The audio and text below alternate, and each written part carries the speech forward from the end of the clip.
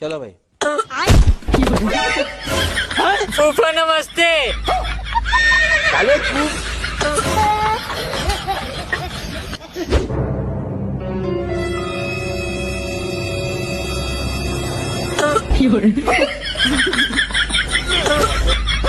अरे साले साहब क्या बताए, बहुत हरामी लौंडा है तुम्हारा।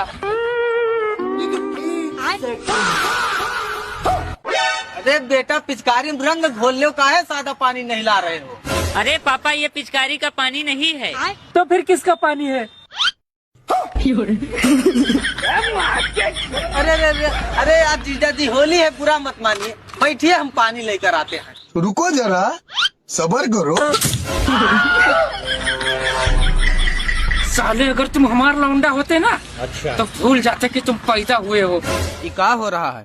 सुन बे, ले फूफा को गुजिया खिलाओ, हम पानी लेकर आते हैं। लो फूफा गुजिया खाओ। और अभी तो रुको, क्लाइमैक्स अभी बाकी। अरे साले सारी बात